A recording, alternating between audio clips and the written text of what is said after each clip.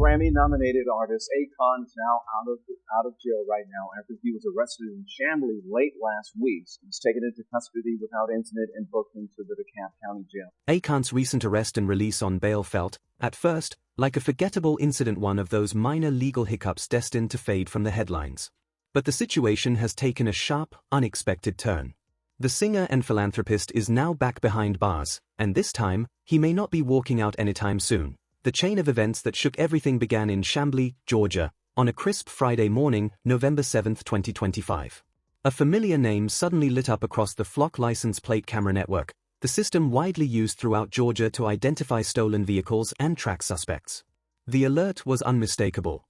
The plate belonged to a black Tesla Cybertruck registered to Ali Badara Thiam, known globally as Akon, the artist whose 2004 hit Locked Up turned a real arrest into one of the defining anthems of the early 2000s. But this time, there was nothing symbolic or poetic about it. The system had tagged an active bench warrant issued in Roswell, Georgia, connected to a missed court date for a September 10 traffic violation involving a suspended license. Within minutes, Chamblee police cars descended on a small business plaza along Chamblee-Dawoodi Road, an area locally recognized for custom car tinting.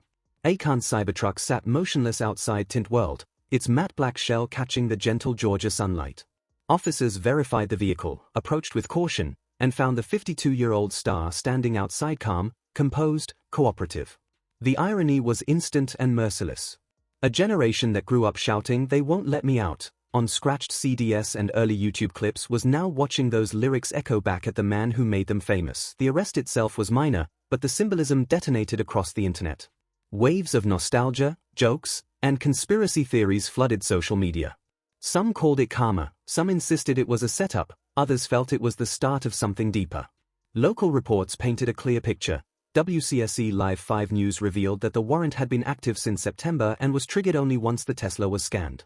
Fox 5 Atlanta confirmed that Akon was booked and released on a $2,600 bond, with no additional charges. CBS News Atlanta emphasized that it was a straightforward casino drama, no scandal. Yet words like "sentenced" and "say goodbye forever" exploded across tabloids and social feeds, turning a 12-hour detainment into a symbolic collapse of a legend. What the public didn't witness that morning was Akon's face as the cuffs clicked shut, blank, expressionless, almost unsurprised. For people who know his background, that moment didn't feel random at all.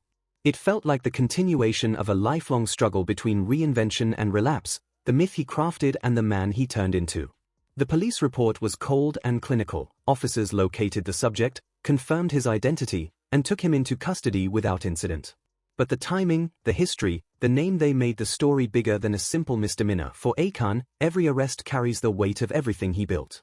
He was the artist who made incarceration his brand, who turned his past into a global empire built on the convict mythology. And now, in 2025, it feels as if that mythology is circling back with a vengeance. US outlets scrambled to contextualize the arrest. USA Today reported, singer Akon arrested in Georgia over suspended license, while ABC News labeled it a routine bench warrant execution. But the public conversation on X, formerly Twitter, took on a different tone, half mocking, half nostalgic. Users posted locked up memes, remixed old performances with police sirens, and spammed his feed with convict tags. Yet underneath all the jokes was a subtle discomfort. For many, Akon wasn't just another celebrity, was a symbol of endurance, transformation, and the complicated intersection of crime, culture, and artistry. And this arrest, as small as it seemed, felt like a collapse of the myth he created. After posting bond, Akon quietly left the DeKalb County facility. The paperwork showed only a quick processing, a $2,600 payment, and a release before evening. But that exit wasn't a conclusion, it was the beginning of a new chapter. He issued no statement. His team stayed silent. And for a man who once lived in the spotlight, the silence felt louder than any headline. Fans recognized the pattern: arrest, reflection, apology, reinvention. But this time, the narrative felt heavier, more final. Akon is no longer the young hustler turned superstar who used prison imagery to sell platinum hits. He's a 52-year-old mogul, once celebrated for philanthropic dreams big enough to electrify an entire continent, now dragged back into the same system he vowed to rise above. The Chamblee arrest wasn't violent or scandalous, but it was symbolic, a full-circle moment that felt like 2 decades of branding coming back to haunt him. While news outlets kept their language factual, YouTube commentators and online forums shifted it dramatically: sentenced, caught again, career over.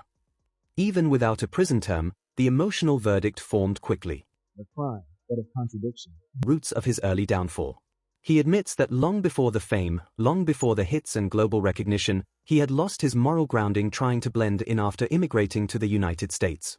I ignored all the values, the religious teachings, the spiritual behaviors. I just wanted to be accepted, he says. That hunger for belonging achieved through rebellion rather than discipline became the foundation of his persona and the heartbeat of his music.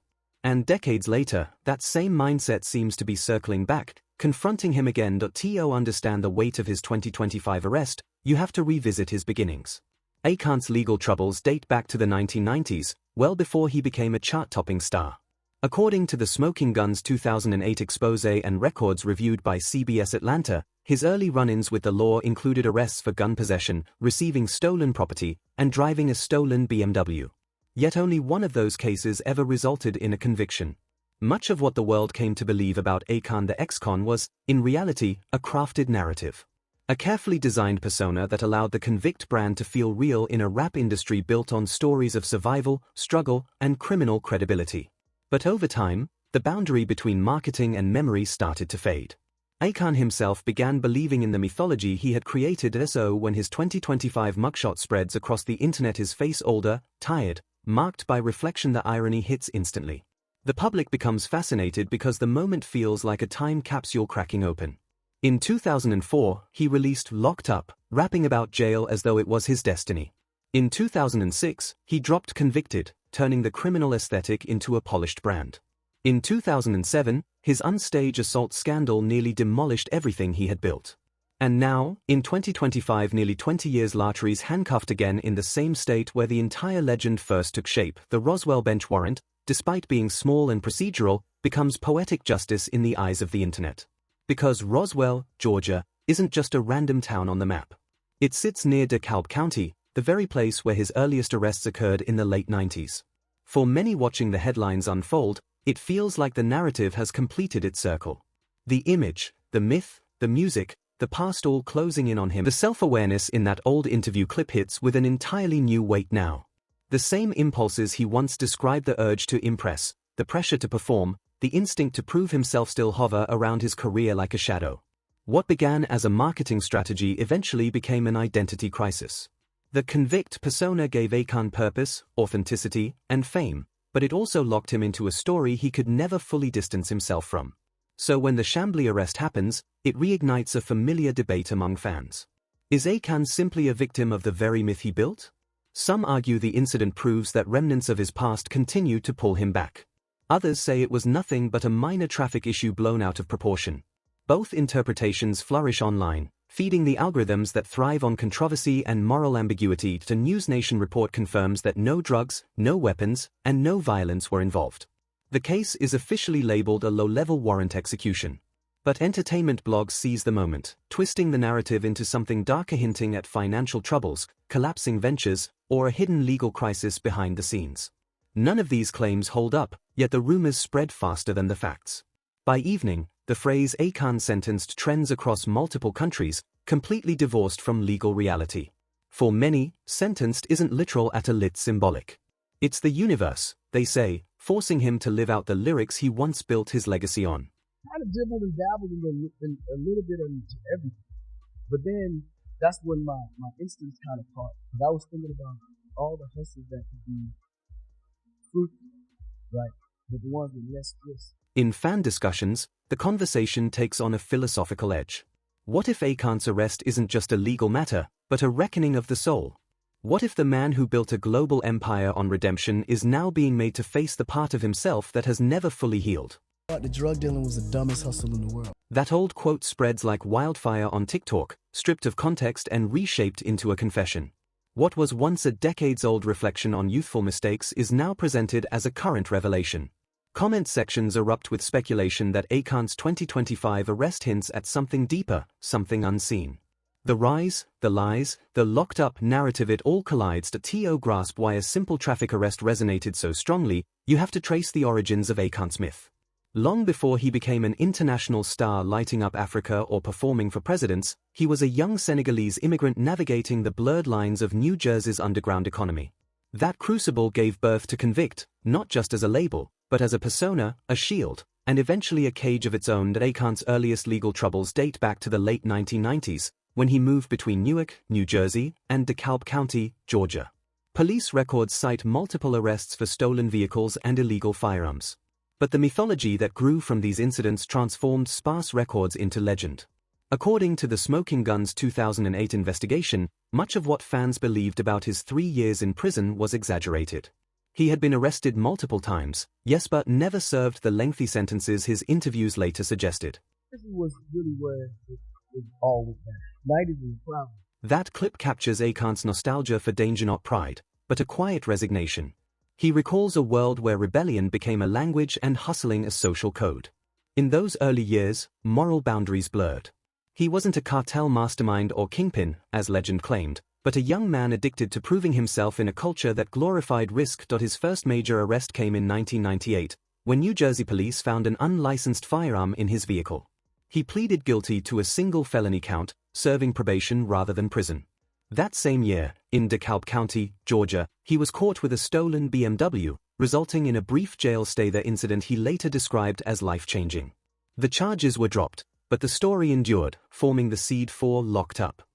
Over time, Akon blended truth and imagination to craft the persona that would define his career. Few artists had exaggerated with such conviction and irony. His 2004 debut album, Trouble, opened with the metallic clang of cell doors and the unmistakable convict music tag.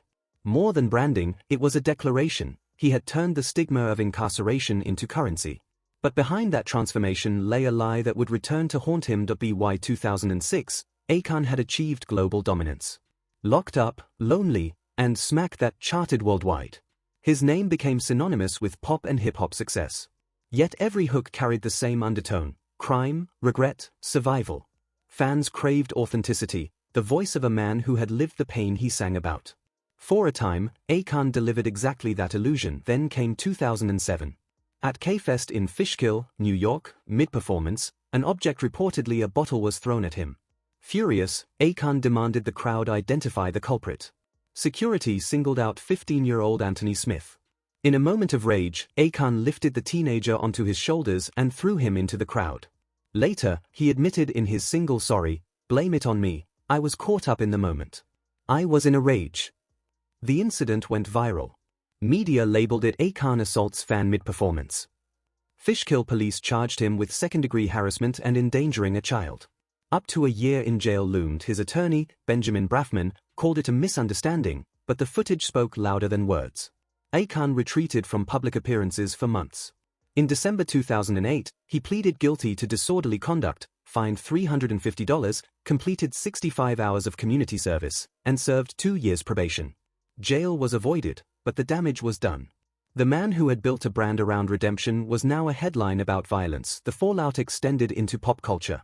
Blogs, magazines, and late-night hosts mocked the contrast of a man preaching responsibility while throwing a fan. But Akon, true to form, turned scandal into art.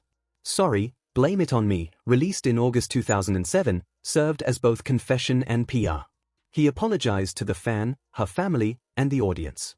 The single hit number 7 on the Billboard Hot 100, proof that contrition could sell as well as rebellion. Yet success came with exhaustion. Akon was trapped in a cycle of sin and redemption, every mistake followed by confession, every confession a hit. Years later, he reflected, I ignored all the values, the religious teachings, the spiritual behaviors. I just wanted to be accepted by my friends. His rise was not just musical, it was addiction to identity, the thrill of approval replacing faith, the need for validation driving spectacle. That same year, a nightclub incident in Trinidad deepened the spiral. During a dance contest, he simulated an explicit act with a 15-year-old girl, believing she was 21. The video circulated globally. Sponsorships were pulled, retailers briefly stopped stocking his albums. Controversy painted him not as a repentant survivor, but a star unable to separate performance from impulse. Then, in April 2008, the Smoking Gun exposed that his alleged multi-year prison sentence never happened. He had been detained for months, not years. No car theft ring existed. Arrests occurred, but none matched the epic criminal saga spun by his team. The report concluded, Akon's rap sheet is real, but his legend is largely fiction. Hip-hop media reeled. Authenticity was currency, and his balance had dropped. True to form, Akon admitted embellishing the story for branding. Critics called it cynical genius. As controversies mounted, he shifted focus. Co-founding Convict Music, he signed artists like T-Pain and Lady Gaga, sustaining influence while his personal reputation wavered. Repentance and profit, guilt and glamour, the duality persisted to be why the early 2010s, Akon had faded from charts but emerged in philanthropy. In 2014, he launched Akon Lighting Africa, bringing solar energy to rural communities across 14 countries within 5 years. Media hailed the transformation, CNN called it redemption through innovation, The Guardian praised a legacy beyond music. But to those following his history, it was another reinvention built atop the ruins of his former self. Viewed through that lens, the 2025 arrest is more than paperwork, it is poetic recursion. Akon's life operates in symbolic loops. Even his stage name, phonetically echoing con, mirrors his myth, both the con and the confession, the perpetrator and the penitent. All the values, religious teachings, spiritual behaviors, I just wanted to be accepted by my friends. Here, Akon reflects on the logic of criminal mindset forged in youth, where every action was a calculated risk. That same mentality shaped his career. Every scandal became a risk-reward equation. The more danger, the greater the cultural impact. Outrage was currency, controversy became capital. The tragedy lies not only in his actions but in what they reveal about fame itself. Akon's story shows how authenticity, once commodified, can become performance. The world demanded realness, and he delivered it so convincingly that even he lost track of where the fiction ended. His branding became prophecy: orange jumpsuits, jail cell backdrops, the metallic clang of doors at the start of songs. Once metaphors, they eventually became mirror images of reality. When Akon walked into the DeKalb County Jail in 2025, he wasn't merely entering a cell. He was walking back into his own myth. By the end of that year, analysts were reappraising his legacy. Some hailed him as a pioneer who blurred pop, R&B, and reality. Others viewed him as a cautionary tale of self-mythologizing. USA Today summarized it succinctly: Akon's image as both savior and sinner has followed him into every decade of his career. Online retrospectives brought younger fans back to his catalog, revealing something uncanny. The same themes of entrapment, guilt, and redemption ran through every hit. Lonely, once dismissed as a love song, now reads as a meditation on isolation. Locked Up feels less like rebellion and more like prophecy.